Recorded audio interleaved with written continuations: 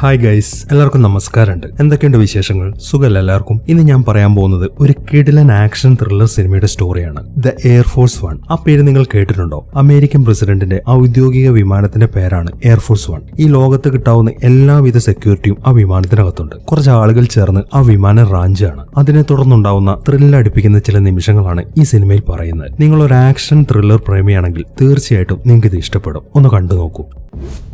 ഒരു മിലിറ്ററി ഓപ്പറേഷനാണ് ഈ സിനിമയുടെ തുടക്കത്തിൽ കാണിക്കുന്നത്. അമേരിക്കയും റഷ്യയും ചേർന്ന് നടത്തുന്ന ഒരു ഓപ്പറേഷനാണിത്. ഇവന്മാരെല്ലാം പോകുന്നത് കസാക്കിസ്ഥാനിലെ പ്രസിഡന്റിന്റെ പാലസിലേക്കാണ്. പ്രസിഡന്റിന്റെ പാലസ് ആവുമ്പോൾ എത്രത്തോളം സെക്യൂരിറ്റീസ് ഉണ്ടാവും എന്ന് നമുക്ക് ഊഹിക്കാമല്ലോ. ആ ബിൽഡിങ്ങിന്റെ മുകളിലായിട്ട് കുറച്ച് പേര് നിൽക്കുന്നുണ്ട്. പെട്ടെന്ന് തന്നെ ആ ആളുകൾ അവരെല്ലാം ഷൂട്ട് ചെയ്ത് വീഴ്ത്തുന്നു. അതിനുശേഷം വേഗം തന്നെ ആ ബിൽഡിങ്ങിന്റെ മുകളിലേക്ക് കയറുകയാണ്. അവിടേക്ക് ലാൻഡ് ചെയ്ത ഉടനെ തന്നെ അവർ ആദ്യം ചെയ്യുന്നത് അവിടെ മുഴുവൻ ബോംബ് സെറ്റ് ചെയ്യാന്നുള്ളതാണ്. അതൊക്കെ സെറ്റ് ചെയ്തതിനു ശേഷം അവർ പെട്ടെന്ന് തന്നെ പാലസിന്റെ അകത്തേക്ക് ഇറങ്ങുന്നു. അതിനകത്തും ഒരുപാട് സെക്യൂരിറ്റീസ് ഉണ്ട്. ഒരു കിടിലൻ ഷൂട്ട് ഔട്ട് ആണ് പിന്നീട് അവിടെ നടക്കുന്നത്. പെട്ടെന്ന് തന്നെ ആ പട്ടാളക്കാരെല്ലാം അവിടെയുള്ള കുറെ ആളുകളെ വെടിവെച്ച് വീഴ്ത്തുന്നുണ്ട്. അതിനുശേഷം അവർ നേരെ ചെല്ലുന്നത് പ്രസിഡന്റിന്റെ റൂമിലേക്കാണ്. അവന്മാർ വേഗം ചെന്ന് പ്രസിഡന്റിനെ തൂക്കിയെടുത്ത് പുറത്തേക്ക് കൊണ്ടുവരുന്നു. ഈ സമയം വേറെയും കുറെ സെക്യൂരിറ്റീസ് ഒക്കെ അങ്ങോട്ട് ഓടി വരുന്നുണ്ട്. അവരെല്ലാരും ഇവന്മാര് വെടിവെച്ച് വീഴ്ത്തിക്കൊണ്ടിരിക്കുകയാണ്. അതിനുശേഷം ആ പ്രസിഡന്റിനെയും കൊണ്ട് അവരൊരു ഹെലികോപ്റ്ററിന്റെ അകത്തേക്ക് കയറുന്നു. ഈ സമയത്താണ് അവർ സെറ്റ് ചെയ്ത് വെച്ചിരിക്കുന്ന ബോംബൊക്കെ പൊട്ടിത്തെറിക്കുന്നത്. ആ മുകളിൽ നിൽക്കുന്ന മുഴുവൻ സെക്യൂരിറ്റീസും ആ പൊട്ടിത്തെറിയിൽപ്പെട്ട് മരിച്ചു പോവാണ്. അങ്ങനെ വളരെ സക്സസ്ഫുൾ ആയിട്ട് അവരുടെ ആ മിഷനും പൂർത്തിയാക്കി ആ പട്ടാളക്കാരെല്ലാം പ്രസിഡന്റിനെയും കൊണ്ട് വേഗം അവിടെ നിന്ന് പോവാണ്.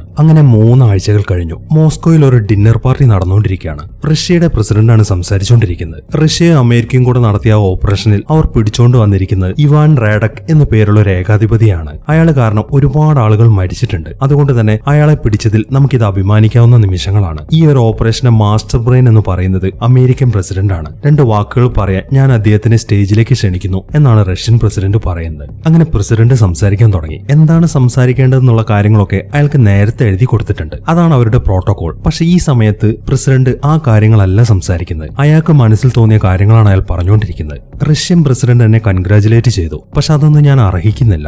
നമ്മുടെ രാജ്യത്തിനും കൂടെ പ്രശ്നങ്ങൾ ഉണ്ടായപ്പോഴാണ് നമ്മൾ ഉണർന്നത്. പക്ഷെ അതിനു മുമ്പേ അയാളെ കാരണം ഒരുപാട് ആളുകൾ മരിച്ചിട്ടുണ്ട്. അതൊന്നും തള്ളിക്കളയാവുന്ന ഒരു കാര്യമല്ല. അതുകൊണ്ട് തന്നെ ഈ സമയത്ത് സന്തോഷിക്കുന്നതിനേക്കാൾ നല്ലത് സങ്കടപ്പെടുന്നതായിരിക്കും. നമ്മുടെ പ്രാർത്ഥനകളിൽ ആ മരിച്ചവരെ എല്ലാം നമുക്ക് ഉൾപ്പെടുത്താം. എന്തായാലും ഇത് നമുക്കൊരു തിരിച്ചറിവാണ്. ഇനി ഇതുപോലുള്ള ആരെങ്കിലും പ്രശ്നങ്ങളൊക്കെ ഉണ്ടാക്കുകയാണെങ്കിൽ അവരുടെ കാര്യം തീരുമാനമാകാൻ ആദ്യം മുൻകൈ എടുക്കുന്നത് അമേരിക്കയായിരിക്കും എന്നൊക്കെയാണ് അയാൾ അവിടെ പ്രസംഗിച്ചുകൊണ്ടിരിക്കുന്നത്. അങ്ങനെ കുറച്ച് സമയങ്ങൾ കഴിഞ്ഞു. എയർഫോഴ്സ് വൺ ഇപ്പോ പോകാൻ റെഡി ആയിട്ട് നിൽക്കുകയാണ്. ആ പരിസരത്ത് മുഴുവൻ നല്ല രീതിയിലുള്ള ചെക്കിംഗ് ആണ് നടന്നുകൊണ്ടിരിക്കുന്നത്. ഈ സമയത്താണ് റഷ്യൻ പ്രസ് എന്നാണെന്നും പറഞ്ഞ് കുറച്ച് ആളുകൾ അങ്ങോട്ട് വരുന്നത്. അവരെ കണ്ട ഉടനെ തന്നെ അവിടുത്തെ സെക്യൂരിറ്റീസ് എല്ലാം ആ ആളുകളെ ചെക്ക് ചെയ്യാൻ തുടങ്ങി. ആ ചെക്കിങ്ങിൽ വലിയ കുഴപ്പമൊന്നും കാണുന്നില്ല. പ്രസ് സെക്രട്ടറിയായ മെലാനിയെ സ്വാധീനിച്ചിട്ടാണ് അവർക്ക് അങ്ങനെ ഒരു അപ്പോയിന്റ്മെന്റ് കിട്ടിയിരിക്കുന്നത്. ഈ സമയത്ത് മെലാനി അവരുടെ അടുത്തേക്ക് വരുന്നുണ്ട്. അങ്ങനെ അവൾ അവരുടെ ഷെഡ്യൂളിനെ കുറിച്ച് പറയാൻ തുടങ്ങി. നിങ്ങൾക്കാകെ 30 മിനിറ്റ് മാത്രമേ വിമാനത്തിനുള്ളിൽ സംസാരിക്കാൻ സമയം കിട്ടൂ. അതിൽ 10 മിനിറ്റ് നിങ്ങൾക്ക് പ്രസിഡന്റിനെ ഇന്റർവ്യൂ ചെയ്യാം, ബാക്കി 20 മിനിറ്റ് ക്രൂ മെമ്പേഴ്സിനെ ഇന്റർവ്യൂ ചെയ്യാം. ഇങ്ങനെയാണ് നിങ്ങളുടെ ഷെഡ്യൂൾ ഞാൻ റെഡിയാക്കിയിരിക്കുന്നത് എന്ന് പറഞ്ഞ് അവൾ അവരെയും കൊണ്ട് വിമാനത്തിന്റെ അകത്തേക്ക് കയറുകയാണ്.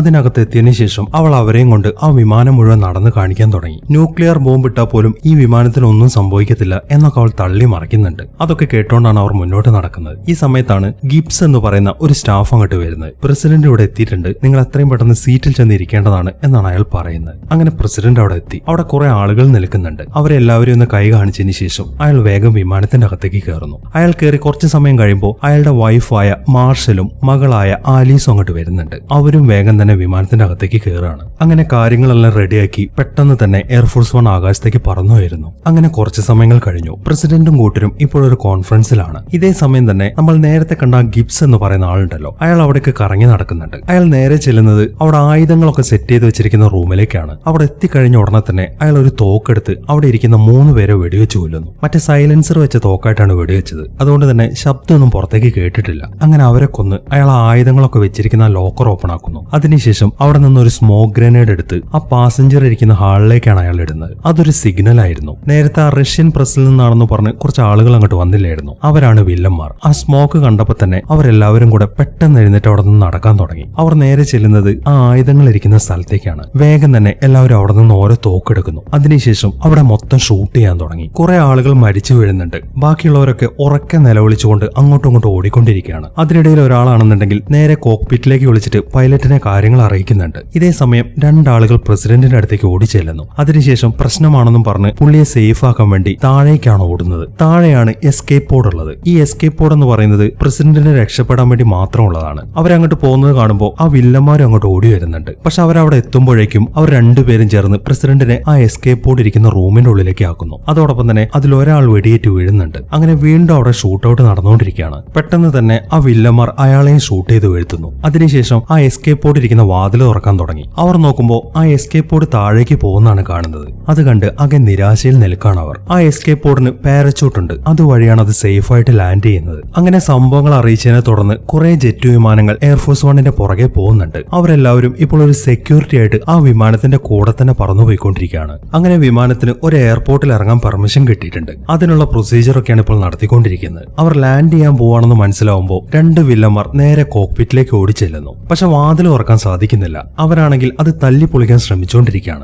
അപ്പോഴേക്കും ആ വിമാനായ എയർപോർട്ടിൽ ലാൻഡ് ചെയ്ത് കഴിഞ്ഞിരുന്നു. അങ്ങനെ അത് ലാൻഡ് ചെയ്തതിനു ശേഷം നിർത്താൻ തുടങ്ങുമ്പോഴേക്കും ആ വില്ലന്മാർ അകത്തേക്ക് കയറി വരുന്നു. അതിനുശേഷം അവരോട് വിമാനം ഉയർത്താൻ പറയുന്നുണ്ട്. പക്ഷെ അവരത് അനുസരിക്കുന്നില്ല എന്ന് മനസ്സിലാവുമ്പോൾ അവർ വേഗം തന്നെ അവിടെയുള്ള പൈലറ്റുമാരെയൊക്കെ കൊല്ലുന്നു. അതിനുശേഷം ആ കൂട്ടത്തിലുള്ള ഒരാളാണ് ഇപ്പോൾ വിമാനം കൺട്രോൾ ചെയ്തുകൊണ്ടിരിക്കുന്നത്. വിമാനമാണെങ്കിൽ നിയന്ത്രണമില്ലാതെയാണ് ഇപ്പോൾ റൺവേയിലൂടെ ഓടിക്കൊണ്ടിരിക്കുന്നത്. എത്രയും പെട്ടെന്ന് നിയന്ത്രണത്തിലാക്കിയിട്ടില്ലെങ്കിൽ കുറെ മുന്നിൽ മറ്റൊരു വിമാനം നിൽക്കുന്നുണ്ട്. അതിലായിരിക്കും അത് ചെന്നിടിക്കുക. അതുകൊണ്ട് തന്നെ വളരെ കഷ്ടപ്പെട്ട് അതിനെ ഉയർത്താനുള്ള ശ്രമത്തിലാണ് അയാൾ. അങ്ങനെ കുറെ നേരം ശ്രമിച്ചു കഴിഞ്ഞ് വളരെ സക്സസ്ഫുൾ ആയിട്ട് തന്നെ അയാൾ ആ വിമാനം ഉയർത്തുന്നു. അതൊക്കെ കണ്ട് ഒന്നും ചെയ്യാൻ പറ്റാതെ നോക്കി നിൽക്കാൻ മാത്രമേ അവിടെയുള്ളവരെ കൊണ്ട് സാധിക്കുന്നുള്ളൂ. ആ വില്ലന്മാരാണെങ്കിൽ ശരിക്കും സന്തോഷത്തിലുമാണ്. അങ്ങനെ ഓട്ടോ പൈലറ്റിൽ ഇട്ടതിനു ശേഷം അവർ രണ്ടുപേരും ബാക്കിയുള്ളവരുടെ അടുത്തേക്ക് ചെല്ലുന്നു. ആ ഫ്ലൈറ്റിലുള്ള മുഴുവൻ ആളുകളെയും അവിടെയുള്ള കോൺഫറൻസ് റൂമിലേക്ക് ആക്കാനാണ് അവർ തീരുമാനിച്ചിരിക്കുന്നത്. അതിനിടയിലാണ് ഒരാൾ അങ്ങോട്ട് വന്ന് പ്രസിഡന്റ് അവിടെ നിന്ന് എസ്കേപ്പ് ആയ കാര്യം പറയുന്നത്. അവൻ ആ പറയുന്നൊക്കെ കേട്ട് ആ ലീഡർ ആണെങ്കിൽ ആകെ ദേഷ്യത്തിൽ നിൽക്കാണ്. ഇതേ സമയം തന്നെ വൈസ് പ്രസിഡന്റിന്റെ നേതൃത്വത്തിൽ പുറത്തൊരു മീറ്റിംഗ് നടന്നുകൊണ്ടിരിക്കുകയാണ്. ഫ്ലൈറ്റിലുള്ള ആളുകൾക്ക് ആയുധങ്ങൾ കിട്ടിയിട്ടുണ്ടെങ്കിൽ ഉറപ്പായിട്ടും നമ്മളുടെ കൂട്ടത്തിലുള്ള ഒരാളായിരിക്കും അവരെ സഹായിച്ചത് എന്നാണ് വൈസ് പ്രസിഡന്റിന്റെ അഭിപ്രായം. അത് അംഗീകരിക്കാന്നല്ലാതെ മറ്റാർക്കും വേറൊന്നും പറയാനില്ലായിരുന്നു. ഇതേ സമയം ആ ലീഡറും കൂട്ടരും കൂടെ ആ റൂമിന്റെ അകത്തേക്ക് ചെന്നിരിക്കുകയാണ്. അവരെ കാണുമ്പോൾ പ്രസിഡന്റിന്റെ ഭാര്യ വളരെ ദേഷ്യത്തോടെയാണ് സംസാരിക്കുന്നത്. നിങ്ങൾ എന്താവശ്യപ്പെട്ടു കഴിഞ്ഞാലും അതൊന്നും ഞങ്ങളുടെ ഭാഗത്തുനിന്ന് കിട്ടാൻ പോകുന്നില്ല എന്നൊക്കെയാണ് അവർ പറയുന്നത്. അത് കേൾക്കുമ്പോൾ പ്രസിഡന്റിന്റെ വൈഫും മോളും ഇവിടെയല്ല ഉള്ളത്. നിങ്ങളെ വെച്ച് നെഗോഷിയേറ്റ് ചെയ്ത് കഴിഞ്ഞാൽ തീർച്ചയായിട്ടും എനിക്ക് വേണ്ടതൊക്കെ തരാൻ നിങ്ങളുടെ ഗവൺമെന്റ് തയ്യാറാവും എന്ന് പറഞ്ഞ് അയാൾ അവിടെ നിന്ന് പോകുന്നു. അങ്ങനെ കുറച്ച് സമയങ്ങൾ കഴിഞ്ഞു. ആ എസ്കേപ്പ് പോഡിനെ ട്രാക്ക് ചെയ്തുകൊണ്ട് ഹെലികോപ്റ്ററിൽ കുറച്ച് ആളുകൾ അങ്ങോട്ട് ചെല്ലുന്നുണ്ട്. പെട്ടെന്ന് തന്നെ ആ എസ്കേപ്പ് പോഡ് അവർ കണ്ടെത്തുകയും ചെയ്യുന്നു. പക്ഷെ അതിന്റെ വാതിൽ തുറന്നു നോക്കുമ്പോഴാണ് അവർ ശരിക്കും ഞെട്ടിപ്പോകുന്നത്. അതിനകത്ത് പ്രസിഡന്റ് ഇല്ലായിരുന്നു. ഇതേ സമയം പ്രസിഡന്റ് ആണെങ്കിൽ ഇപ്പോഴും ആ വിമാനത്തിന്റെ അകത്ത് തന്നെയാണ്. അയാളിപ്പോ ആ നിൽക്കുന്ന സ്ഥലത്ത് നിന്ന് പുറത്തേക്ക് ഇറങ്ങിയിട്ടുണ്ട്. അതിനുശേഷം മുന്നോട്ട് നടക്കാൻ തുടങ്ങി. ഇതേ സമയം ആ ലീഡർ ആണെന്നുണ്ടെങ്കിൽ ആ വൈസ് പ്രസിഡന്റിനോട് സംസാരിക്കുകയാണ്. അയാളുടെ ആവശ്യമാണ് അയാളിപ്പോ പറഞ്ഞുകൊണ്ടിരിക്കുന്നത്. നിങ്ങൾ പിടിച്ചു വെച്ചിരിക്കുന്ന ഇവാൻ റാഡക്കിനെ അരമണിക്കൂറിനുള്ളിൽ റിലീസ് ചെയ്യണം. അല്ലാന്നുണ്ടെങ്കിൽ ഓരോ അരമണിക്കൂർ കൂടുമ്പോഴും നിങ്ങളുടെ ഓരോരോ ആളുകൾ ഇവിടെ മരിച്ചു വീഴും എന്നാണ് അയാൾ ഭീഷണിപ്പെടുത്തുന്നത്. അത്ര പറഞ്ഞതിന് ശേഷം അയാൾ ഫോൺ കട്ട് ചെയ്യുകയും ചെയ്യുന്നു. ഈ അരമണിക്കൂറിനുള്ളിൽ എന്ത് ചെയ്യാനാണെന്ന് ആലോചിച്ച് വൈസ് പ്രസിഡന്റ് ആണെങ്കിൽ ആകെ നിരാശയിലിരിക്കുകയാണ്. ഈ സമയത്താണ് വേറൊരാൾ അങ്ങോട്ട് ഓടി വന്ന് അവർക്കൊരു പേപ്പർ കൊടുക്കുന്നത്. അത് ആ പ്രസിഡന്റിന്റെ പോഡ് അന്വേഷിച്ചു പോയ ആ പട്ടാളക്കാർ എഴുതി വിട്ടതാണ്. പ്രസിഡന്റ് പോഡിനകത്ത് ഇല്ലായിരുന്നു എന്നാണ് അതിൽ എഴുതിയിരിക്കുന്നത്. അത് കാണുമ്പോൾ അവർക്ക് ശരിക്കും അത്ഭുതമായി. അപ്പൊ പിന്നെ പ്രസിഡന്റ് അവിടെ പോയി? വൈസ് പ്രസിഡന്റ് ആണ് അത് ചോദിക്കുന്നത്.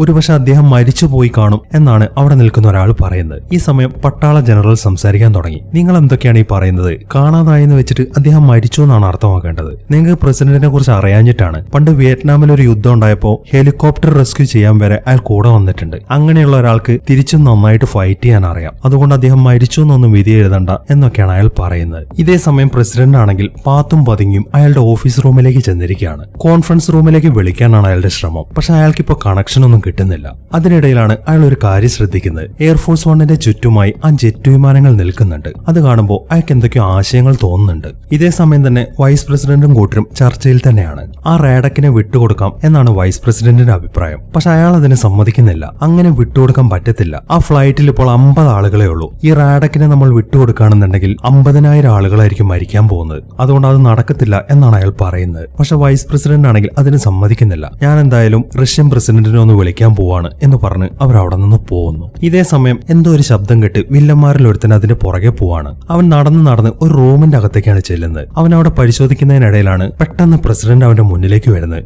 അതിനുശേഷം അവനുമായിട്ട് ഫൈറ്റ് ചെയ്യാൻ തുടങ്ങി. കുറെ നേരത്തെ ഫൈറ്റിന് ശേഷം അവൻ അയാളെ ഇടിച്ചിടുന്നു. അതിനുശേഷം പെട്ടെന്ന് തന്നെ അവന്റെ തോക്ക് കയ്യിലെടുക്കുന്നു. നോക്കുന്നു. ആ മനുഷ്യന്റെ പോക്കറ്റിലാണ് ആ കോൺഫറൻസ് റൂമിന്റെ കീ ഉള്ളത്. അതിനകത്താണ് എല്ലാവരും ഇരിക്കുന്നത്. അയാൾ വേഗം തന്നെ ആ കീയും എടുത്ത് നേരെ കോൺഫറൻസ് റൂമിന്റെ മുന്നിലേക്ക് ചെല്ലുന്നു. പക്ഷെ അയാൾ അത് തുറക്കുന്നതിന് മുമ്പേ അവൻ വീണ്ടും എഴുന്നേറ്റ് അയാൾക്ക് നേരെ ഷൂട്ട് ചെയ്യാൻ തുടങ്ങി. അത് കാണുന്ന അയാളാണെങ്കിൽ പെട്ടെന്ന് തന്നെ അവനെ ഷൂട്ട് ചെയ്ത് കൊല്ലുന്നു. ഈ സമയം ശബ്ദം കേട്ട് വേറെ ആളുകൾ അങ്ങോട്ട് ഓടി വരാൻ തുടങ്ങി. അപ്പോഴേക്കും പ്രസിഡന്റ് അവിടെ നിന്ന് എസ്കേപ്പ് ആയി കഴിഞ്ഞിരുന്നു. അങ്ങനെ പ്രസിഡന്റ് നേരെ ചെല്ലുന്നത് ആ വിമാനത്തിന്റെ ലഗേജ് റൂമിലേക്കാണ്. അവിടെ എത്തിയ ഉടനെ തന്നെ അയാൾ അയാളുടെ ബാഗ് സെർച്ച് ചെയ്യാൻ തുടങ്ങി. ഇതേ സമയം വൈസ് പ്രസിഡന്റ് ആണെങ്കിൽ റഷ്യൻ പ്രസിഡന്റിനെ വിളിച്ചിട്ടുണ്ട്. അയാൾ പറയുന്നത് എന്താണെന്ന് വെച്ച് കഴിഞ്ഞാൽ, പ്രസിഡന്റ് ജീവനോടെ ഉണ്ടോ എന്നുള്ള കാര്യം നിങ്ങൾക്ക് ആർക്കും ഉറപ്പില്ല. അദ്ദേഹം ജീവനോടെ ഉണ്ടെങ്കിൽ അദ്ദേഹത്തിന് വേണ്ടി എന്തും ചെയ്യാൻ ഞാൻ തയ്യാറാണ്. പക്ഷെ അത് ഉറപ്പില്ലാത്ത സ്ഥിതിക്ക് അവനെ റിലീസ് ചെയ്യാൻ എനിക്ക് ബുദ്ധിമുട്ടുണ്ട് എന്നാണ് അയാൾ പറയുന്നത്. അങ്ങനെ ആ ലീഡർ കൊടുത്ത അരമണിക്കൂർ സമയം കഴിഞ്ഞു. അയാൾ ഇപ്പൊ കോൺഫറൻസ് റൂമിലേക്കാണ് ചെന്നിരിക്കുന്നത്. അവിടെ നിന്നാണ് അയാൾ വൈസ് പ്രസിഡന്റിനോട് സംസാരിച്ചുകൊണ്ടിരിക്കുന്നത്. വൈസ് പ്രസിഡന്റ് പറയുന്നത് എന്താണെന്ന് വെച്ച് കഴിഞ്ഞാൽ, ഞങ്ങൾ റഷ്യൻ പ്രസിഡന്റിനെ വിളിച്ചിട്ടുണ്ടായിരുന്നു. പക്ഷെ നിങ്ങൾ ഈ പറഞ്ഞ പോലെ അരമണിക്കൂറോടൊന്നും കാര്യം റെഡിയാക്കാൻ പറ്റത്തില്ല.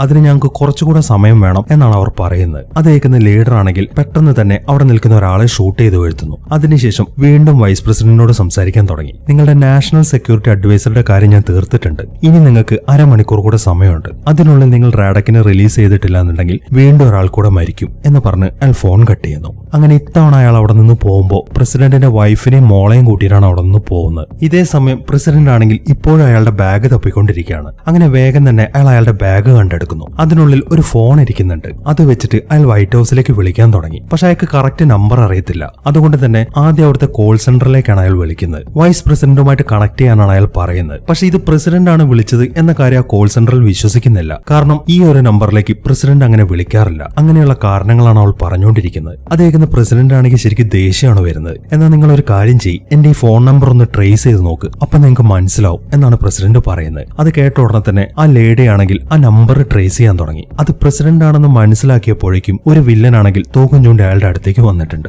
പക്ഷെ അയാൾ പ്രസിഡന്റിന്റെ കയ്യിലിരിക്കുന്ന ഫോൺ കണ്ടിട്ടില്ല. അതുകൊണ്ട് തന്നെ ഫോൺ കട്ട് ചെയ്യാതെ പ്രസിഡന്റ് വേഗം അത് പോക്കറ്റിലേക്ക് ഇടുന്നു. ഈ സമയം പ്രസിഡന്റ് അങ്ങോട്ട് വിളിച്ച കാര്യം വൈസ് പ്രസിഡന്റും കൂട്ടരും അറിഞ്ഞിട്ടുണ്ട്. ഫോൺ കട്ടായിട്ടില്ല എന്ന് അറിയുമ്പോൾ അവർ വേഗം തന്നെ ലൗഡ് സ്പീക്കറിൽ ഇടുന്നു. അത് തന്നെയായിരുന്നു പ്രസിഡന്റിന്റെ ഉദ്ദേശം. അയാൾ ഇപ്പൊ സംസാരിക്കാൻ തുടങ്ങി. പുറകിൽ നിൽക്കുന്ന അയാളുണ്ടല്ലോ, അയാളോട് സംസാരിക്കുന്ന രീതിയിലാണ് പ്രസിഡന്റ് വൈസ് പ്രസിഡന്റിനോടും കൂട്ടരോടും സംസാരിക്കുന്നത്. അയാൾക്ക് അറിയത്തില്ലല്ലോ ഇയാളുടെ പോക്കറ്റിൽ ഫോണുള്ള കാര്യം. അയാൾ എന്താണ് പറയുന്നതെന്ന് വെച്ച് കഴിഞ്ഞാൽ, ആ എയർഫോഴ്സ് വണ്ണിന്റെ ചുറ്റുമായി കുറച്ച് ജെറ്റ് വിമാനങ്ങളുണ്ടല്ലോ, എത്രയും പെട്ടെന്ന് അവരോട് എയർഫോഴ്സ് വണ്ണിന് നേരെ ഷൂട്ട് ചെയ്യാൻ പറയാം. അങ്ങനെ ഷൂട്ട് ചെയ്താലും വിമാനത്തിനൊന്നും സംഭവിക്കത്തില്ല. എന്തെങ്കിലും ഒരു മിസൈൽ അറ്റാക്ക് ഉണ്ടാവുകയാണെന്നുണ്ടെങ്കിൽ പിന്നീട് കമ്പ്യൂട്ടർ ആയിരിക്കും വിമാനം കൺട്രോൾ ചെയ്യുന്നത്. ചെറിയൊരു ഷോക്ക് വേവ് മാത്രമേ ഉണ്ടാവത്തുള്ളൂ. അവർക്ക് അപകടമൊന്നും പറ്റത്തില്ല. അതുകൊണ്ട് എത്രയും പെട്ടെന്ന് അങ്ങനെ ചെയ്യാനാണ് പ്രസിഡന്റ് അവരോട് നിർദ്ദേശിക്കുന്നത്. അതെല്ലാം കേൾക്കുമ്പോൾ അത് നല്ലൊരു ഐഡിയ ആണ് എന്ന് അവർക്കും മനസ്സിലായി. അങ്ങനെ മെസ്സേജ് കിട്ടിയതിനെ തുടർന്ന് ആ ജെറ്റ് വിമാനങ്ങളെല്ലാം മുകളിലേക്ക് ഉയർന്നു പൊങ്ങാൻ തുടങ്ങി. അതിനുശേഷം അവർ ആ എയർഫോഴ്സ് വണ്ണിനെ ടാർഗറ്റ് ചെയ്തിരിക്കുകയാണ്. അങ്ങനെ പെട്ടെന്ന് തന്നെ ആദ്യത്തെ മിസൈൽ ലോഞ്ച് ചെയ്യുന്നു. അതിപ്പോ എയർഫോഴ്സ് വണ്ണിന് നേരെ പോയിക്കൊണ്ടിരിക്കുകയാണ്. അങ്ങനെ ആ മിസൈൽ ലോഞ്ച് ആയതിനെ തുടർന്ന് വിമാനത്തിന്റെ കൺട്രോളൊക്കെ ഇപ്പൊ കമ്പ്യൂട്ടർ ഏറ്റെടുത്തിരിക്കുകയാണ്. അതുകൊണ്ട് തന്നെ അത് താഴ്ന്ന് പറക്കാൻ തുടങ്ങി. വിമാനത്തിന്റെ കൺട്രോൾ പോകുന്നത് കാണുമ്പോൾ ആ വില്ലന്മാരിലെ പൈലറ്റ് അതിന്റെ അകത്തേക്ക് ഓടി വരുന്നുണ്ട്. പക്ഷെ അയാൾ എങ്ങനെയൊക്കെ ശ്രമിച്ചിട്ടും അതിന്റെ കൺട്രോൾ തിരിച്ചെടുക്കാൻ പറ്റുന്നില്ല. കമ്പ്യൂട്ടർ തന്നെയാണ് ഇപ്പോഴും ഇതിനെ കൺട്രോൾ ചെയ്തുകൊണ്ടിരിക്കുന്നത്. അങ്ങനെ പെട്ടെന്ന് തന്നെ ആ മിസൈൽ വിമാനത്തിന്റെ പുറകിൽ വന്ന് പൊട്ടിത്തെറിക്കുന്നു. അതോടൊപ്പം തന്നെ വിമാനം ശക്തിയായിട്ട് കുലുങ്ങാൻ തുടങ്ങി. ഈ ഒരു അവസരം മുതലാക്കി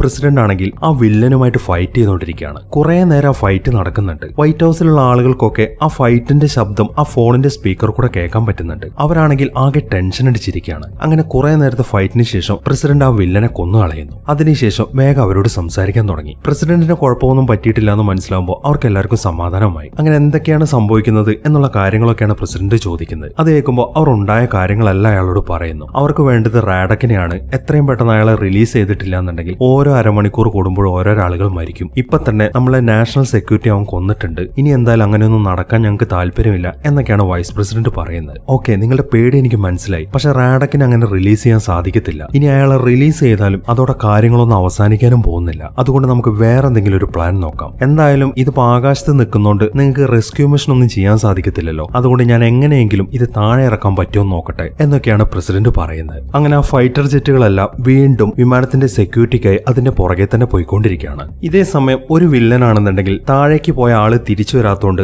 അവനെ അന്വേഷിച്ച് താഴേക്ക് ഇറങ്ങി ചെല്ലുകയാണ്. അവന്റെ വരവ് കാണുമ്പോൾ പ്രസിഡന്റ് ആണെങ്കിൽ അവിടെ പതുങ്ങി നിൽക്കുന്നു. ഈ സമയം താഴേക്ക് ഇറങ്ങി അവൻ മരിച്ചു കിടക്കുന്ന കാണുമ്പോൾ അതിനകത്ത് മറ്റാരോ ഉണ്ട് എന്ന് ആ വില്ലനും മനസ്സിലായി. അതുകൊണ്ട് തന്നെ അയാൾ നിലവിളിച്ചുകൊണ്ട് മുകളിലേക്ക് ഓടിപ്പോവാണ്. മാത്രമല്ല മുകളിലേക്ക് കയറാനുള്ള ആ ഡോർ അയാൾ ക്ലോസ് ചെയ്യുന്നുണ്ട്. പ്രസിഡന്റ് നോക്കുമ്പോൾ അയാളാണെങ്കിൽ ഒച്ചത്തിൽ എല്ലാവരെയും കാര്യങ്ങൾ അറിയിക്കുന്നുണ്ട്. അതുകൊണ്ട് തന്നെ എല്ലാവരും ഇപ്പൊ താഴേക്ക് ഇറങ്ങി വരാൻ സാധ്യതയുണ്ട് എന്ന കാര്യം പ്രസിഡന്റിന് മനസ്സിലായി. എന്തെങ്കിലും ചെയ്തേ പറ്റൂ. എങ്ങനെയാണ് ഇപ്പൊ വിമാനം താഴെ താഴെ ഇറക്കാൻ സാധിക്കുക എന്നാണ് അയാൾ ഇപ്പോൾ ചിന്തിച്ചുകൊണ്ടിരിക്കുന്നത്. അതിനിടയിലാണ് അയാൾ ഒരു കാര്യം ശ്രദ്ധിക്കുന്നത്. അവിടുത്തെ ഫ്രീസറിനകത്ത് കുറെ ജ്യൂസ് വെച്ചിട്ടുണ്ടായിരുന്നു. അവർ തമ്മിൽ നടത്തിയ ഫൈറ്റിനിടയിൽ ആ ചില്ലൊക്കെ പൊട്ടി അതിലുള്ള ഓരോ ജ്യൂസും ലീക്ക് ആയിക്കൊണ്ടിരിക്കുകയാണ്. അതിൽ നിന്നും അയാൾക്കിപ്പോൾ ഒരു ആശയം കിട്ടിയിട്ടുണ്ട്. അതായത് വിമാനത്തിന്റെ ഫ്യൂവലൊക്കെ തുറന്നു വിടുക. അങ്ങനെ വരുമ്പോൾ ഉറപ്പായിട്ടും വിമാനം ലാൻഡ് ചെയ്യേണ്ടി വരും. ആ ഒരു കാര്യമാണ് അയാൾ ഇപ്പോൾ ചെയ്യാൻ പോകുന്നത്. അങ്ങനെ പ്രസിഡന്റ് നേരെ ചെല്ലുന്നത് വിമാനത്തിന്റെ ഏറ്റവും പുറകിലേക്കാണ്. ഫ്യൂവല് തുറന്നു വിടേണ്ടത് എങ്ങനെയാണ് എന്ന കാര്യം അയാൾക്ക് കറക്റ്റായിട്ട് അറിയത്തില്ല. എങ്കിലൊന്ന് ട്രൈ ചെയ്ത് നോക്കാം എന്ന നിലയിലാണ് അയാൾ അങ്ങോട്ട് ചെന്നിരിക്കുന്നത്. അങ്ങനെ പെട്ടെന്ന് തന്നെ ഫ്യൂവല് തുറന്നു വിടേണ്ട ആ സ്ഥലം അയാൾ കണ്ടെത്തുന്നുണ്ട്. ഇതേ സമയം ആ വില്ലനാണെന്നുണ്ടെങ്കിൽ ആ മെലാനിയെ മുകളിലേക്ക് വിളിച്ചു വരുത്തിയിട്ടുണ്ട്. അതിനുശേഷം അവൾ അവിടെ ഒരു കസേരയിലിരുത്തി സംസാരിക്കാൻ തുടങ്ങി. അയാളും അവളും തമ്മിലുള്ള ആ സംസാരം ആ വിമാനത്തിലുള്ള മൊത്തം ആളുകൾ കേൾക്കാൻ വേണ്ടിയിട്ട് അയാൾ അവിടുത്തെ സ്പീക്കറൊക്കെ ഓണാക്കിയിട്ടുണ്ട്. ആ ലഗേജ് റൂമിന്റെ അകത്ത് ആരാണുള്ളത് അയാളെ കേൾപ്പിക്കാൻ വേണ്ടിയിട്ടാണ് ആ വില്ലൻ അങ്ങനെയൊക്കെ ചെയ്യുന്നത്. മാത്രമല്ല താഴെയുള്ളത് പ്രസിഡന്റ് ആണ് എന്ന കാര്യം അയാൾക്ക് ഇതുവരെയായിട്ട് മനസ്സിലായിട്ടില്ല. അങ്ങനെ അയാൾ വേഗം തന്നെ ഒരു തോക്കെടുത്ത് മെലാനിയുടെ തലയിൽ വെക്കുന്നു. അതിനുശേഷം അയാൾ എന്തൊക്കെയാണ് ചെയ്യുന്നത് എന്ന കാര്യം മെലാനിയോട് പറയാൻ പറയുന്നു. ഇവിടെ ഒരാൾ എന്റെ തലയിൽ തോക്ക് ചൂണ്ടി നിൽക്കാണ്, എനിക്കാകെ പേടിയാവുന്നു എന്നൊക്കെയാണ് അവൾ പറയുന്നത്. അതൊക്കെ എല്ലാവരും തന്നെ കേൾക്കുന്നുണ്ട്. എന്താണ് ചെയ്യേണ്ടത് എന്ന കാര്യം അവർക്ക് ഒരു എത്തും പിടിയും കിട്ടുന്നില്ല. ഈ സമയം ആ വില്ലൻ സംസാരിക്കാൻ തുടങ്ങി. താഴെ ലഗേജ് റൂമിലുള്ളത് ആരാണെങ്കിലും ഞാൻ 10 വരെ എണ്ണും. അതിനുള്ളിൽ നിങ്ങൾ കയറി വന്നിട്ടില്ല എന്നുണ്ടെങ്കിൽ ഇവളെ ഞാൻ കൊല്ലും എന്നാണ് അയാൾ പറയുന്നത്. അതിനുശേഷം അയാൾ എണ്ണാൻ തുടങ്ങി. പ്രസിഡന്റ് ആണെങ്കിൽ അങ്ങോട്ട് പോകണമെന്ന് ചിന്തിക്കുന്നുണ്ട്. പക്ഷെ പോയി കഴിഞ്ഞാൽ എല്ലാം അവസാനിക്കും എന്ന് അയാൾക്ക് നന്നായിട്ട് അറിയാം. അതുകൊണ്ട് തന്നെ പോകാൻ അയാളുടെ മനസ്സ് സമ്മതിക്കുന്നില്ല. അങ്ങനെ 10 വരെ എണ്ണി കഴിഞ്ഞിട്ടും അയാൾ മുകളിലേക്ക് കയറി വരാത്തത് കാണുമ്പോൾ ആ വില്ലൻ ആണെങ്കിൽ പെട്ടെന്ന് തന്നെ മെലാനിയെ വെടിവെച്ച് കൊല്ലുന്നു. ആ വെടിവെച്ച് കേട്ട് പ്രസിഡന്റ് ആണെങ്കിൽ ആകെ ദേഷ്യത്തിൽ നിൽക്കാണ്.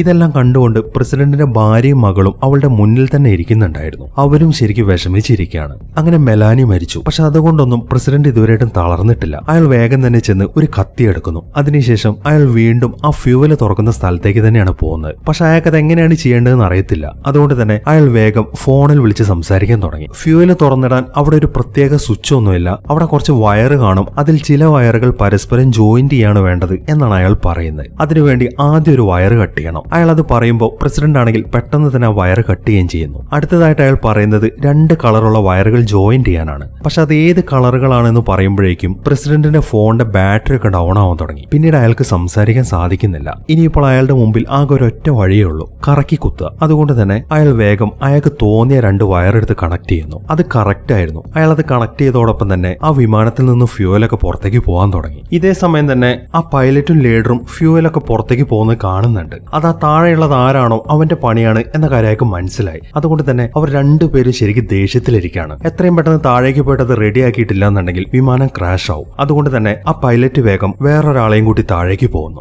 താഴെ എത്തിയ ഉടനെ തന്നെ പ്രസിഡന്റുമായിട്ട് അവിടെ ഒരു ഷൂട്ട് ഔട്ട് നടക്കുന്നുണ്ട്. പക്ഷെ പ്രസിഡന്റിനെ അവർ കാണുന്നില്ല. ആ ഷൂട്ട് ഔട്ടിനിടയിൽ ആ പൈലറ്റ് ആണെങ്കിൽ വേഗം തന്നെ ആ ഫ്യൂവലിന്റെ കാര്യമൊക്കെ റെഡിയാക്കാൻ പോകുന്നു. ഈ സമയം ആ വില്ലന്മാരുടെ ലീഡർ ആണെങ്കിൽ വീണ്ടും വൈസ് പ്രസിഡന്റിനെ വിളിച്ചിട്ടുണ്ട്. എയർഫോഴ്സ് 1ന്റെ ഫ്യൂവലൊക്കെ ലീക്ക് ആയിക്കൊണ്ടിരിക്കുകയാണ്.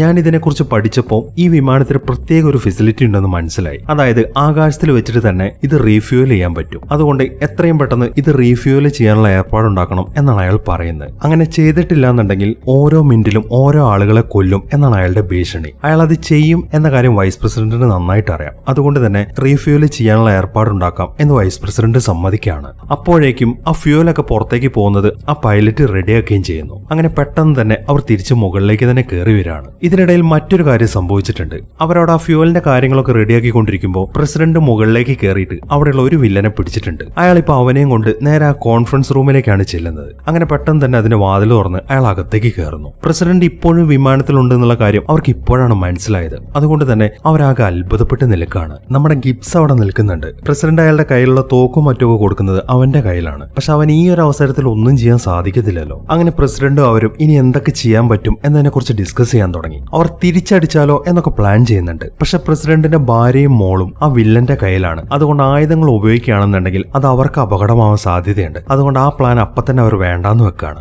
ഈ ഒരു ഡിസ്കഷനിടയിൽ എയർഫോഴ്സ് 1 റീഫ്യൂവൽ ചെയ്യാൻ പോകുന്ന കാര്യങ്ങളൊക്കെ പ്രസിഡന്റ് അവരോട് പറയുന്നുണ്ട്. അത് കേൾക്കുമ്പോൾ അതിലെ ക്യാബിൻ ക്രൂവിൽ ഒരാൾ സംസാരിക്കാൻ തുടങ്ങി. അങ്ങനെ ഒരു വിമാനം റീഫ്യൂവൽ ചെയ്യാൻ വരുന്നുണ്ടെങ്കിൽ അത് വെച്ചിട്ട് നമുക്ക് ഇവിടെ നിന്ന് രക്ഷപ്പെടാൻ സാധിക്കും. അതായത് ഈ എയർഫോഴ്സ് 1ന്റെ ടെയിലെൻഡിൽ ഒരുപാട് പാരച്ചൂട്ടുകൾ ഇരിക്കുന്നുണ്ട്. പക്ഷെ ഈ ഒരു ഉയരത്തിൽ നിൽക്കുമ്പോൾ നമുക്കത് യൂസ് ചെയ്യാൻ സാധിക്കത്തില്ല. അതുകൊണ്ട് അറ്റ്ലീസ്റ്റ് ഒരു 10,000 അടി ഉയരത്തിലേക്ക് ഈ വിമാനം താഴ്ത്തണം. അങ്ങനെ വരുമ്പോൾ നമുക്ക് ആ പാരച്ചൂട്ട് എടുത്തിട്ട് താഴേക്ക് ചാടാൻ പറ്റും. ഈ ഉയരത്തിലേക്ക് താഴ്ത്താൻ വേണ്ടിയിട്ട് ആ വരുന്ന വിമാനത്തിലുള്ള ആളുകളെ നമ്മൾ അറിയിക്കുകയാണെന്നുണ്ടെങ്കിൽ അത് അവരെ കൊണ്ട് ഈസി ആയിട്ട് ചെയ്യാനും സാധിക്കും. പക്ഷെ അതെങ്ങനെ അവരെ അറിയിക്കും എന്നാണ് അയാൾ ചിന്തിക്കുന്നത്. കാരണം അവിടുത്തെ ഫോണുകളെല്ലാം ഡിസേബിൾ ആയിട്ട് കിടക്കുകയാണ്. അതുകൊണ്ട് തന്നെ ഇനി എന്ത് ചെയ്യും എന്ന് ചിന്തിച്ച് നിൽക്കുമ്പോഴാണ് അവിടെ നിൽക്കുന്ന ഒരു ലേഡി സംസാരിക്കുന്നത്. അവർ പറയുന്നത് ഫാക്സ് മെഷീൻ ഉപയോഗിക്കാമെന്നാണ്. ഈ ടെലിഫോണിന്റെ ലൈനും ഫാക്സ് മെഷീന്റെ ലൈനും രണ്ടാണ്. ടെലിഫോൺ കട്ടായി എന്ന് വെച്ചിട്ട് ഫാക്സ് മെഷീൻ വർക്ക് ചെയ്യാതിരിക്കത്തില്ല, അതുവഴി നമുക്ക് മെസ്സേജ് പാസ് ചെയ്യാം എന്നാണ് അവൾ പറയുന്നത്. അവൾ ആ പറഞ്ഞ ഐഡിയ പ്രസിഡന്റിനും ശരിക്കും ബോധിച്ചിട്ടുണ്ട്. അതുകൊണ്ട് തന്നെ ഇത് വർക്കൗട്ട് ആവണമെന്നുണ്ടെങ്കിൽ നിനക്ക് സ്പോട്ടിൽ പ്രൊമോഷൻ ആണ് എന്നാണ് അയാൾ അവൾക്ക് ഓഫർ കൊടുക്കുന്നത്. അതിനുശേഷം വേഗം തന്നെ അവളെയും കൊണ്ട് ആ ഫാക്സ് മെഷീന്റെ അടുത്തേക്ക് പോവുകയും ചെയ്യുന്നു. അങ്ങനെ ആ റീഫ്യൂൽ ചെയ്യാൻ വരുന്ന വിമാനത്തിന് അറിയിക്കേണ്ട കാര്യങ്ങളൊക്കെ അവരവിടെ നിന്ന് എഴുതാൻ തുടങ്ങി. ആ വിമാനങ്ങളുടെ ഹൈറ്റ് 15,000 അടിയായിട്ട് കുറയ്ക്കണം, മാത്രമല്ല സ്പീഡ് ഒരു 200 നോട്ട് വരെ ആവാൻ പാടുള്ളൂ എന്നും കൂടെ അതിൽ എഴുതി വെക്കുന്നുണ്ട്. അങ്ങനെ അവർ വേഗം തന്നെ ആ ഫാക്സ് സെൻഡ് ചെയ്യുന്നു. അതിനുശേഷം വീണ്ടും പുറത്തേക്ക് നടക്കാൻ തുടങ്ങി. ഈ സമയമാകുമ്പോഴേക്കും ബാക്കി എല്ലാവരെയും ആ ലഗേജ് റൂമിന്റെ താഴത്തേക്ക് കൊണ്ടുപോകുന്നുണ്ട്. പ്രസിഡന്റും ആ ലേഡിയും കൂടെ വേഗം തന്നെ താഴേക്ക് ഇറങ്ങി ചെല്ലുന്നു. അങ്ങനെ അവർ നേരെ ചെല്ലുന്നത് ആ പാരച്യൂട്ട് ഇരിക്കുന്ന സ്ഥലത്തേക്കാണ്. ആ ക്യാബിൻ ക്രൂവിലുള്ള ആളാണെങ്കിൽ എങ്ങനെയാണ് ആ പാരച്യൂട്ട് ഉപയോഗിക്കുന്നത് എന്ന കാര്യങ്ങളൊക്കെ അവർക്ക് വിശദീകരിച്ചു കൊടുക്കുന്നുണ്ട്. അങ്ങനെ എല്ലാം പഠിപ്പിച്ചതിന് ശേഷം അവരിപ്പോൾ ആ റീഫ്യൂൽ ചെയ്യാൻ വരുന്ന വിമാനവും വരുന്നത് കാത്തു നിൽക്കുകയാണ്. അങ്ങനെ ആ റീഫ്യൂൽ ചെയ്യുന്ന വിമാനം അവരുടെ വിമാനത്തിന്റെ അടുത്തെത്തി. അത് എയർഫോഴ്സ് വണ്ണിന്റെ മുകളിലേക്കാണ് ചെന്നിരിക്കുന്നത്. അതിനുശേഷം വേഗം തന്നെ 15,000 അടി താഴേക്ക് കുറയ്ക്കാൻ വേണ്ടി അവർ ഓർഡർ കൊടുക്കുന്നു. അത് കേട്ട ഉടനെ തന്നെ ആ പൈലറ്റ് ആണെങ്കിൽ അതിന്റെ ഉയരം താഴ്ത്താൻ തുടങ്ങി. ഈ സമയം അവർ ആ ഹൈറ്റ് താത്തുന്നത് കാണുമ്പോൾ താഴെ നിൽക്കുന്ന ആളുകൾക്കൊക്കെ ശരിക്കും സന്തോഷമാവുന്നുണ്ട്. ആ ക്യാബിൻ ക്രൂവിലുള്ള ആളാണെങ്കിൽ എല്ലാവർക്കും പാരച്യൂട്ടുകൾ കൊടുക്കാൻ തുടങ്ങി. ഈ സമയം ആ ഡോറ് തുറന്ന കാര്യം കോക്പിറ്റിൽ ആളുകൾ കാണുന്നുണ്ട്. അതുകൊണ്ട് തന്നെ പെട്ടെന്ന് ഒരാൾ വേഗം താഴേക്ക് ഓടി ചെല്ലുന്നു. അയാൾ നോക്കുമ്പോൾ ആ പുറകിലത്തെ ഡോറ് തുറക്കാൻ സാധിക്കുന്നില്ല. അതുകൊണ്ട് തന്നെ അയാൾ അത് തകർത്ത് കളയാണ് ചെയ്തത്. അതോടൊപ്പം തന്നെ മൊത്തം എയർ അടിച്ച് കയറാൻ തുടങ്ങി. അവിടെ നിൽക്കുന്ന ആളുകളൊക്കെ തെറിച്ചു പോയിക്കൊണ്ടിരിക്കുകയാണ്. ഈ സമയം എയർഫോഴ്സ് വണ്ണിന്റെ കൺട്രോളും പോകുന്നുണ്ട്. ആ ഫ്യൂവൽ കയറ്റുന്നത് ഒരു ട്യൂബ് വഴിയാണ്. അത് അങ്ങോട്ടും ഇങ്ങോട്ടും ചെരിയുന്നത് കാരണം ആ ട്യൂബ് കറക്റ്റ് ആയിട്ട് നിൽക്കുന്നില്ല. അതുകൊണ്ട് തന്നെ ആ വിമാനത്തിലുള്ള ആളുകൾ ആ ട്യൂബ് വലിച്ചെടുക്കാൻ ശ്രമിച്ചുകൊണ്ടിരിക്കുകയാണ്. അതിനിടയിൽ ആ ട്യൂബ് പറഞ്ഞ് ആ ഫ്യൂവലിന് തീ പിടിക്കുകയാണ്. പെട്ടെന്ന് ആ തീയൊക്കെ കത്തിക്കേറി ആ ഫ്യൂവൽ അടിക്കാൻ വന്ന വിമാനത്തിലാണ് പിടിക്കുന്നത്. പെട്ടെന്ന് തന്നെ അത് ബ്ലാസ്റ്റ് ആയി പോവുകയും ചെയ്യുന്നു. വളരെ കഷ്ടപ്പെട്ടിട്ടാണ് എയർഫോഴ്സ് വൺ അതിൽ നിന്ന് രക്ഷപ്പെടുന്നത്. ഈ സമയം പ്രസിഡന്റ് ആണെന്നുണ്ടെങ്കിൽ താഴേക്ക് വീഴാന്നുള്ള രീതിയിൽ തൂങ്ങി നിൽക്കുകയാണ്. അത് കാണുന്ന ആ ക്യാബിൻ ക്രൂവിൽ ആള് വേഗം തന്നെ ചെന്ന് പ്രസിഡന്റിനെ വലിച്ചു കയറ്റുന്നു. അങ്ങനെ ആ വില്ലന്മാർ ബാക്കിയുള്ള ആളുകളെയും കൊണ്ട് നേരെ മെയിൻ വില്ലന്റെ അടുത്തേക്കാണ് ചെല്ലുന്നത്. പ്രസിഡന്റ് ആയിരുന്നു ഇത്രയും സമയം താഴെയുള്ളതെന്ന് മനസ്സിലാവുമ്പോൾ ആ വില്ലൻ ആണെങ്കിൽ ശരിക്കും ദേഷ്യം വരുന്നുണ്ട്. അതുകൊണ്ട് തന്നെ അയാൾ പ്രസിഡന്റിനെ പിടിച്ചിടിക്കാൻ തുടങ്ങി. കുറെ നേരം അയാൾ പ്രസിഡന്റിനെ തല്ലുന്നുണ്ട്. അങ്ങനെ ഇടി കിട്ടിയെന്ന് വെച്ചിട്ട് പ്രസിഡന്റിന് വലിയ കുഴപ്പമൊന്നും പറ്റിയിട്ടില്ല. ഈ സമയം അയാൾ സംസാരിക്കാൻ തുടങ്ങി. എത്രയും പെട്ടെന്ന് റഷ്യയിൽ വിളിച്ചിട്ട് ആ റാഡക്കിനെ റിലീസ് ചെയ്യാൻ പറയണം എന്നാണ് വില്ലൻ പറയുന്നത്. പക്ഷെ അയാൾ എന്ത് പറഞ്ഞിട്ടും അത് എന്നെ കൊണ്ട് പറ്റത്തില്ല എന്ന വാക്കിൽ തന്നെ ഉറച്ചു നിൽക്കാണ് പ്രസിഡന്റ്.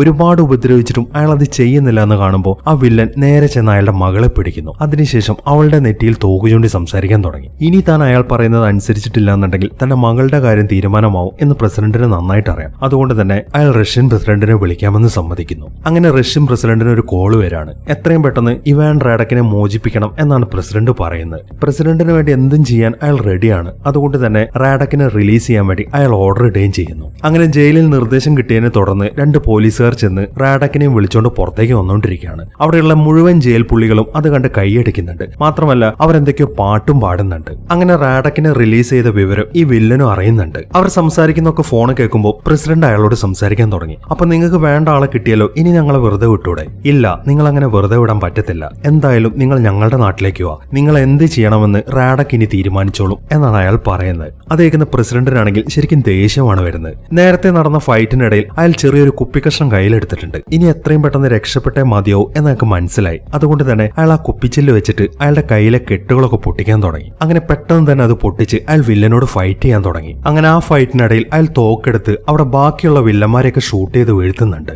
മാത്രമല്ല ആ ലീഡറെയും വെടിവെക്കുന്നുണ്ട്. അത് അയാളുടെ തോളിലാണ് കൊള്ളുന്നത്. പക്ഷെ അയാൾ താഴേക്ക് വീഴുമ്പോൾ പ്രസിഡന്റിന്റെ വൈഫിനെയും കൂടെ പിടിച്ചിട്ടുണ്ട്. പ്രസിഡന്റ് നോക്കുമ്പോൾ അവരെവിടെയും കാണുന്നില്ല. അവരിനി പുറകിലോട്ട് പോയി കാണുമോ എന്ന് വിചാരിച്ച് പ്രസിഡന്റ് വേഗം വിമാനത്തിന്റെ പുറകിലേക്ക് ചെല്ലുന്നു. അയാളുടെ ആ ഊഹം തെറ്റിയില്ല. ആ വില്ലൻ അയാളുടെ ഭാര്യയും കൊണ്ട് വിമാനത്തിന്റെ ഏറ്റവും പുറകിൽ നിൽക്കുകയാണ്. ബാക്കിയായ പാരച്യൂട്ടുകളൊക്കെ അയാൾ തട്ടി താഴേക്ക് ഇടുന്നുണ്ട്. ആ വില്ലൻ ഇപ്പോ അയാളുടെ ഭാര്യയ്ക്ക് നേരെ തോക്ക് ചൂണ്ടിയോണ്ട് പ്രസിഡന്റ് വെറും കൈയോടെയാണ് അയാളുടെ മുന്നിലേക്ക് ചെല്ലുന്നത്. പെട്ടെന്നാണ് പ്രസിഡന്റിന്റെ ഭാര്യ ആ വില്ലന്റെ തോക്കെടുത്ത് മുകളിലേക്ക് തട്ടുന്നത്. അതോടൊപ്പം തന്നെ പ്രസിഡന്റ് അയാളുടെ മുകളിലേക്ക് ചാടി വീഴുകയും ചെയ്യുന്നു. അങ്ങനെ അവർ തമ്മിൽ വീണ്ടും ഫൈറ്റ് ചെയ്യാൻ തുടങ്ങി. കുറെ നേരത്തെ ഫൈറ്റിന് ശേഷം അയാൾ ഒരു ബെൽറ്റ് എടുത്ത് ആ വില്ലന്റെ കഴുത്തിന് ചുറ്റുന്നു. അതിനുശേഷം ഇറങ്ങി പോടാ എന്റെ പ്ലെയിനിൽ നിന്ന് എന്ന് പറഞ്ഞ് അയാളെ ചവിട്ടി താഴേക്ക് ഇടുന്നു. ആ പാരച്യൂട്ട് ഓപ്പൺ ആയതുകൊണ്ട് തന്നെ ആ ബെൽറ്റ് അയാളുടെ കഴുത്തിൽ മുറുകുന്നുണ്ട്. അങ്ങനെ കഴുത്തൊടിഞ്ഞ് അയാൾ മരിച്ചിട്ടാണ് താഴേക്ക് പോകുന്നത്. അങ്ങനെ പ്രസിഡന്റ് വേഗം തന്നെ വിമാനത്തിന്റെ മുകളിലേക്ക് ഓടാൻ തുടങ്ങി. എത്രയും പെട്ടെന്ന് തന്നെ ആ റഷ്യൻ പ്രസിഡന്റിനെ വിളിക്കണം. അതിനുശേഷം റാഡക്കിനെ പുറത്തേക്ക് വിടരുതെന്ന് പറയണം. അതിനാണ് അയാൾ ഇപ്പോൾ ഓടിക്കൊണ്ടിരിക്കുന്നത്. ഈ സമയമാകുമ്പോഴേക്കും റാഡക്ക് ആണെങ്കിൽ യൂണിഫോം ഒക്കെ ഇട്ട് പുറത്തേക്ക് ഇറങ്ങിയിട്ടുണ്ട്. അയാളെ കൊണ്ടുപോകാൻ വേണ്ടിയിട്ട് അയാളുടെ കുറെ ആളുകളും ഒരു ഹെലികോപ്റ്ററിൽ വന്നിട്ടുണ്ട്. അങ്ങനെ അയാൾ പുറത്തേക്ക് ഇറങ്ങി നടക്കുമ്പോഴേക്കും പ്രസിഡന്റ് ജയിലിലേക്ക് വിളിച്ച് കാര്യം പറയുന്നു. അതോടൊപ്പം തന്നെ അവിടെ നിൽക്കുന്ന പോലീസുകാരെല്ലാം റാഡക്കിന് നേരെ ഷൂട്ട് ചെയ്യാൻ തുടങ്ങി. അത് കാണുന്ന അയാൾ ഓടിക്കൊണ്ടിരിക്കുകയാണ്. പക്ഷെ ആ ഹെലികോപ്റ്ററിൽ കയറുന്നതിന് മുമ്പ് തന്നെ ആ പോലീസുകാരെല്ലാം അയാളെ വെടിവെച്ച് വീഴ്ത്തുന്നു. അങ്ങനെ ആ ഇവാൻ റാഡക് എന്ന് പറഞ്ഞ ആ ഏകാധിപതി മരിച്ചു വീണിരിക്കുകയാണ്. പെട്ടെന്ന് അയാളെ ഷൂട്ട് ചെയ്ത് വന്നത് കണ്ട് അയാളുടെ ആളുകളൊക്കെ ആകെ അന്തം വിട്ട് നിൽക്കുകയാണ്. എന്നാൽ റഷ്യൻ പ്രസിഡന്റും അയാളുടെ ആളുകളുമാണെങ്കിൽ വളരെ സന്തോഷത്തോടെ തുള്ളി ചാടിക്കൊണ്ടിരിക്കുകയാണ്. അങ്ങനെ കാര്യങ്ങളെല്ലാം തൽക്കാലം ഓക്കെ ആയിട്ടുണ്ട്. പക്ഷെ വിമാനം പറത്താൻ ഇപ്പൊ അവർക്കൊരു പൈലറ്റ് ഇല്ല. എന്നാൽ പ്രസിഡന്റിന് ചെറിയ വിമാനങ്ങളൊക്കെ പറത്തി ശീലമുണ്ട്. അതുകൊണ്ട് തന്നെ അയാൾ വേഗം തന്നെ മെയിൻ പൈലറ്റിന്റെ സീറ്റിൽ ചെന്നിരിക്കുന്നു. സെക്കൻഡ് പൈലറ്റ് ആയിട്ട് ആ ക്യാബിൻ ക്രൂവിലുള്ള ആളെയാണ് അയാൾ ഇരുത്തിയിരിക്കുന്നത്. അതിനുശേഷം വൈറ്റ് ഹൌസിൽ വിളിച്ചിട്ട് എങ്ങനെയാണ് ഈ വിമാനം കൺട്രോൾ ചെയ്യേണ്ടത് എന്ന കാര്യങ്ങളൊക്കെ ചോദിക്കാൻ തുടങ്ങി. അവരാണെങ്കിൽ കറക്റ്റ് ആയിട്ട് അതിന് മറുപടിയും പറഞ്ഞു കൊടുക്കുന്നുണ്ട്. അതിനനുസരിച്ചിട്ടാണ് പ്രസിഡന്റ് ഇപ്പോൾ വിമാനം പറത്തിക്കൊണ്ടിരിക്കുന്നത്. ഈ സമയം തന്നെ ഗിബ്സ് എന്ന് പറയുന്ന ആൾക്ക് ഇതുവരെയായിട്ടൊന്നും പറ്റിയിട്ടില്ല. അയാളിപ്പോ ഒരു തോക്കൊക്കെ എടുത്ത് കയ്യിൽ പിടിച്ചിട്ടുണ്ട്. ഒരവസരം കിട്ടിക്കഴിഞ്ഞാൽ അത് അയാൾ ഉപയോഗിക്കാൻ റെഡിയാണ്. ഈ സമയത്താണ് പ്രസിഡന്റിനും ടീമിനും മറ്റൊരു പ്രശ്നം വരുന്നത്. ആ റാഡക്കിനെ കൊന്നുകൊണ്ട് തന്നെ അവരെ നശിപ്പിക്കാൻ വേണ്ടി അവരുടെ കുറച്ച് ജെറ്റ് വിമാനങ്ങൾ അങ്ങോട്ട് വരുന്നുണ്ട്. പക്ഷെ ഇവരുടെ ജെറ്റ് വിമാനങ്ങളൊക്കെ കുറെ അപ്പുറത്താണ്. 2 മിനിറ്റ് കൊണ്ട് അവിടേക്ക് എത്താൻ സാധിക്കത്തുള്ളൂ എന്നാണ് അവർ പറയുന്നത്. അപ്പോഴേക്കും ആ റാഡക്കിന്റെ ഫൈറ്റർ ജെറ്റുകളൊക്കെ എയർഫോഴ്സ് വണ്ണിന് നേരെ മിസൈൽ വായിക്കാൻ തുടങ്ങി. പ്രസിഡന്റ് ആണെങ്കിൽ വളരെ കഷ്ടപ്പെട്ടിട്ടാണ് അതിൽ നിന്ന് കൊഴിഞ്ഞു മാറിക്കൊണ്ടിരിക്കുന്നത്. അങ്ങനെ വേഗം തന്നെ അമേരിക്കയുടെ ഫൈറ്റർ ജെറ്റുകളൊക്കെ അങ്ങോട്ട് പറന്നെത്തുന്നു. അതിനുശേഷം ആ റാഡക്കിന്റെ ഫൈറ്റർ ജെറ്റുകൾക്ക് നേരെ ഷൂട്ട് ചെയ്യാൻ തുടങ്ങി. 2 ജെറ്റുകളിലായിട്ടാണ് അവരിപ്പോൾ വന്നിരിക്കുന്നത്. ആ 2 പേരെയും അമേരിക്കൻ ടീം നശിപ്പിച്ചു കളയുന്നു. അങ്ങനെ എല്ലാം ശരിയായെന്ന് വിചാരിക്കുമ്പോഴാണ് എയർഫോഴ്സ് വണ്ണിന്റെ പുറകിലായിട്ട് മറ്റൊരു ജെറ്റ് വരുന്നത്. വന്ന ഉടനെ തന്നെ അവരൊരു മിസൈൽ ഫയർ ചെയ്യുന്നു. അതിൽ നിന്ന് രക്ഷപ്പെടണം എന്നുണ്ടെങ്കിൽ ആ വിമാനം ഉയർത്തണം. പക്ഷെ പ്രസിഡന്റിന് അത് സാധിക്കുന്നില്ല. അങ്ങനെ എന്ത് ചെയ്യുന്ന അറിയാതെ നിൽക്കുമ്പോഴാണ് അവരുടെ തന്നെ ഒരു ഫൈറ്റർ ജെറ്റ് നേരെ എയർഫോഴ്സ് വണ്ണിന്റെ പുറകിലേക്ക് വരുന്നത്. അങ്ങനെ ആ ജെറ്റ് പൊട്ടിത്തെറിക്കുകയാണ്. എയർഫോഴ്സ് വൺ ആണെങ്കിൽ അവിടെ നിന്ന് രക്ഷപ്പെടുകയും ചെയ്യുന്നു. അങ്ങനെ വീണ്ടും വീണ്ടും ആ റാഡക്കിന്റെ ജെറ്റുകൾ അങ്ങോട്ട് വരാൻ തുടങ്ങി. അമേരിക്കൻ ജെറ്റുകളാണെങ്കിൽ അവരെയൊക്കെ തകർത്തെറിഞ്ഞുകൊണ്ടിരിക്കുകയാണ്. അങ്ങനെ കുറച്ച് സമയത്തെ ഫൈറ്റിങ്ങിനൊക്കെ ശേഷം എല്ലാ ജെറ്റുകളെയും അവർ നശിപ്പിച്ചു കളയുന്നു. പക്ഷെ ഇനിയും പ്രശ്നങ്ങൾ തീർന്നിട്ടില്ല. നേരത്തെ ഉണ്ടായ ആ പൊട്ടിത്തെറിയിൽപ്പെട്ട് എയർഫോഴ്സ് വണ്ണിന്റെ ബാക്ക് ഭാഗത്ത് ഡാമേജ് വന്നിട്ടുണ്ട്. അതിലൂടെ ഫ്യൂവൽ ഇങ്ങനെ പുറത്തേക്ക് പോയിക്കൊണ്ടിരിക്കുകയാണ്. അമേരിക്കൻ ജെറ്റിലെ ഒരാൾ അതൊക്കെ കാണുന്നുണ്ട്. അയാൾ വേഗം തന്നെ അതൊക്കെ വൈറ്റ് ഹൌസിലേക്ക് വിളിച്ച് അറിയിക്കുന്നു. അവർ ഉടൻ തന്നെ വേണ്ടത് ചെയ്യാം എന്നാണ് അയാളെ തിരിച്ചറിയിക്കുന്നത്. ഈ സമയം ആ ജെറ്റിലെ മനുഷ്യനാണെങ്കിൽ പ്രസിഡന്റിനോട് സംസാരിക്കാൻ തുടങ്ങി. നിങ്ങൾ ഇത്രയും ചെയ്ത കാര്യങ്ങളൊന്നും ഒരിക്കലും ഒരു പ്രസിഡന്റും ചെയ്യുന്നതല്ല എന്നൊക്കെ പറഞ്ഞ് അയാൾ പ്രസിഡന്റിന് ഒരു സല്യൂട്ട് കൊടുക്കുന്നു. പ്രസിഡന്റ് ആണെങ്കിൽ തിരിച്ച് അയാൾക്ക് ഒരു സല്യൂട്ട് കൊടുക്കുന്നു. അങ്ങനെ ഫ്യൂവൽ നഷ്ടപ്പെടുന്നതുകൊണ്ട് തന്നെ ആ ഫ്ലൈറ്റ് ആണെങ്കിൽ താഴേക്ക് പോയിക്കൊണ്ടിരിക്കുകയാണ്. ഇനി അതിന് ലാൻഡ് ചെയ്യിക്കാൻ സാധിക്കത്തില്ല. ആകെ ചെയ്യാവുന്നത് അതിനകത്തുള്ള ആളുകളെയൊക്കെ മറ്റൊരു ഫ്ലൈറ്റിലേക്ക് മാറ്റുക എന്നുള്ളതാണ്. അതിന് വേണ്ട കാര്യങ്ങളൊക്കെയാണ് ഇപ്പോൾ അവർ ചെയ്തുകൊണ്ടിരിക്കുന്നത്. ആ ഒരു പരിപാടിക്ക് വേണ്ടി മറ്റൊരു ഫ്ലൈറ്റ് അങ്ങോട്ട് വന്നിട്ടുണ്ട്. ആ ഫ്ലൈറ്റ് അങ്ങോട്ട് വന്നു അറിയുമ്പോൾ പ്രസിഡന്റ് ഗിബ്സിനെ വിളിച്ചിട്ട് വേഗം തന്നെ ആ വാതിൽ തുറന്നിടാൻ പറയുന്നു. അയാളാണെങ്കിൽ പെട്ടെന്ന് തന്നെ ആ വാതിലൊക്കെ തല്ലിപ്പൊളിച്ച് കളയാണ് ചെയ്യുന്നത്. അങ്ങനെ ആ വിമാനം എയർഫോഴ്സ് വണ്ണിന്റെ മുകളിലായി കുറച്ച് ഉയരത്തിലാണ് നിൽക്കുന്നത്. അതിനുശേഷം ഒരു റോപ്പ് വഴി ഒരാൾ ആദ്യം അതിനകത്തേക്ക് കയറുന്നു. ഇനി അയാളാണ് എയർഫോഴ്സ് വൺ കൺട്രോൾ ചെയ്യാൻ പോകുന്നത്. പ്രസിഡന്റും ടീമും വേഗം തന്നെ പുറത്തേക്ക് പോവുകയും ചെയ്യുന്നു. ഈ സമയമാകുമ്പോഴേക്കും വേറൊരാൾ ആ റോപ്പ് വഴി അകത്തേക്ക് വന്നിട്ടുണ്ട്. വന്ന ഉടനെ തന്നെ പ്രസിഡന്റിന്റെ വൈഫിനെയും മകളെയും അയാൾ മറ്റേ ഫ്ലൈറ്റിലേക്ക് കൊണ്ടുപോകാനുള്ള തയ്യാറെടുപ്പിലാണ്. അങ്ങനെ ഓരോരുത്തരെയായി അവർ മറ്റേ ഫ്ലൈറ്റിലേക്ക് മാറ്റിക്കൊണ്ടിരിക്കുകയാണ്. അതിനിടയിലാണ് വേറൊരു പ്രശ്നം സംഭവിക്കുന്നത്. എയർഫോഴ്സ് വണ്ണിന്റെ ബാക്കിയുള്ള എഞ്ചിനുകളും തകരാറായിക്കൊണ്ടിരിക്കുകയാണ്. അതുകൊണ്ട് തന്നെ അതിലുള്ള പൈലറ്റ് പെട്ടെന്ന് തന്നെ പുറകിലേക്ക് എഴുന്നേറ്റ് വരുന്നു. അവർക്കിനി ഒരാളെ മാത്രമേ അതിൽ നിന്ന് മറ്റേ ഫ്ലൈറ്റിലേക്ക് മാറ്റാൻ സാധിക്കത്തുള്ളൂ. അത് പ്രസിഡന്റ് ആണ്. ബാക്കിയുള്ളത് ആ ഗിബ്സും അതുപോലെ ആ ക്യാബിൻ ക്രൂവിൽ ആളുമാണ്. പക്ഷെ അവരില്ലാതെ പ്രസിഡന്റ് വരത്തില്ല എന്നാണ് പറയുന്നത്. അയാൾ അങ്ങനെ വാശി പിടിക്കുന്നത് കാണുമ്പോൾ ആ ക്യാബിൻ ക്രൂവിൽ ആള് സംസാരിക്കാൻ തുടങ്ങി. നിങ്ങൾ പോയിക്കോ, ഞങ്ങളെ നോക്കണ്ട, അമേരിക്കയ്ക്ക് നിങ്ങളെ ഇനിയും ആവശ്യമുണ്ട് എന്നൊക്കെയാണ് അയാൾ പറഞ്ഞുകൊണ്ടിരിക്കുന്നത്. അതെല്ലാം കേൾക്കുമ്പോൾ അവരവിടെ ഉപേക്ഷിച്ചിട്ട് പോവാന്നല്ലാതെ പ്രസിഡന്റിന് മറ്റൊരു മാർഗവുമില്ല. അയാൾ പോകാൻ തുടങ്ങുമ്പോഴാണ് പെട്ടെന്നൊരു വെടിശബ്ദം കേൾക്കുന്നത്. അത് ആ ഗിബ്സ് ആയിരുന്നു. അയാൾ ഇപ്പോ ആ പൈലറ്റിനെ ഷൂട്ട് ചെയ്ത് വീഴ്ത്തിയിരിക്കുകയാണ്. അത് കാണുന്ന ആ ക്യാബിൻ ക്രൂവിൽ ആള് അയാളുമായിട്ട് ഫൈറ്റ് ചെയ്യാൻ ചെല്ലുന്നുണ്ടെങ്കിലും പെട്ടെന്ന് തന്നെ ഗിബ്സ് അയാളെയും വെടിവെച്ച് വീഴ്ത്തുന്നു. ഇനിയിപ്പം അവർക്ക് രണ്ടാമത്തെ ഫ്ലൈറ്റിലേക്ക് കയറാൻ വേണ്ടി ഒരാൾ അവിടെ ഇല്ല. ഒറ്റയ്ക്ക് വേണം അങ്ങോട്ട് പോവാൻ. ഈ സമയം പ്രസിഡന്റ് ആ ഗിബ്സുമായിട്ട് ഫൈറ്റ് ചെയ്യാൻ തുടങ്ങി. കുറച്ചു നേരത്തെ ഫൈറ്റിന് ശേഷം പ്രസിഡന്റ് അയാൾ ഇടിച്ച് താഴേക്കിടുകയും ചെയ്യുന്നു. അപ്പോഴേക്കും വിമാനം കടലിലേക്ക് വീഴാനായിട്ടുണ്ട്. അത് കണ്ട ഉടനെ തന്നെ പ്രസിഡന്റ് വേഗം ഒരു ബെൽറ്റ് എടുത്ത് അയാളുടെ അരയിൽ ഘടിപ്പിക്കുന്നു. അതിനുശേഷം പെട്ടെന്ന് തന്നെ ആ റോപ്പിൽ പിടിച്ച് പുറത്തേക്ക് ചാടുന്നു. അങ്ങനെ അയാൾ ഇപ്പോൾ എയർഫോഴ്സ് വണ്ണിന്റെ പുറത്തെത്തിയിരിക്കുകയാണ്. എയർഫോഴ്സ് വൺ ആണെന്നുണ്ടെങ്കിൽ ആ കടലിലേക്ക് ചെന്ന് പതിക്കുകയും ചെയ്യുന്നു. അങ്ങനെ പെട്ടെന്ന് തന്നെ ആ വിമാനം അവിടെ വെച്ച് പൊട്ടിത്തെറിക്കുന്നു. പ്രസിഡന്റ് ആണെങ്കിൽ ഇപ്പോഴും ആ വിമാനത്തിൽ തൂങ്ങി നിൽക്കുകയാണ്. ആ വിമാനത്തിലുള്ളവരാണെങ്കിൽ അദ്ദേഹത്തെ പിടിച്ച് കയറ്റാൻ ശ്രമിച്ചുകൊണ്ടിരിക്കുകയാണ്. അങ്ങനെ പതുക്കെ പതുക്കെ അവരെല്ലാവരും ചേർന്ന് അദ്ദേഹത്തെ ആ വിമാനത്തിന്റെ ഉള്ളിലേക്ക് കയറ്റുന്നു. അതിനുശേഷം പ്രസിഡന്റിന്റെ ജീവന് ഒരു കുഴപ്പവും പറ്റിയിട്ടില്ല എന്ന കാര്യം വൈറ്റ് ഹൌസിൽ അറിയിക്കുന്നു. അത് കേട്ട് അവിടെയുള്ള ആളുകളെല്ലാം സന്തോഷത്തോടെ തുള്ളിച്ചാടിക്കൊണ്ടിരിക്കുകയാണ്. അങ്ങനെ പ്രസിഡന്റ് ആ വിമാനത്തിലേക്ക് കയറി വരുമ്പോൾ അവിടെയുള്ള പട്ടാളക്കാരെല്ലാം അദ്ദേഹത്തിന് ഒരു സല്യൂട്ട് കൊടുക്കുകയാണ്. അത് കാണുന്ന പ്രസിഡന്റും അവർക്കും തിരിച്ചൊരു സല്യൂട്ട് കൊടുക്കുന്നു. അതിനുശേഷം അയാൾ നേരെ ചെല്ലുന്നത് അയാളുടെ ഫാമിലിയുടെ അടുത്തേക്കാണ്. വേഗം തന്നെ അയാൾ ചെന്ന് അവരെ രണ്ടുപേരെയും കെട്ടിപ്പിടിക്കുന്നു. അങ്ങനെ പ്രസിഡന്റ് രക്ഷപ്പെട്ടതുകൊണ്ട് തന്നെ ജനങ്ങളെല്ലാം അതെല്ലാം ആഘോഷിച്ചുകൊണ്ടിരിക്കുകയാണ്. ഇതാണ് എയർഫോഴ്സ് 1 എന്ന സിനിമയുടെ കഥ. എങ്ങനെയുണ്ടായിരുന്നു? കിടിലൻ ത്രില്ലർ അല്ലേ? എന്തൊക്കെയാണ് നിങ്ങളുടെ അഭിപ്രായം എന്ന് വെച്ച് കഴിഞ്ഞാൽ അതൊക്കെ ഒന്ന് കമന്റ് ചെയ്തേക്കണേ.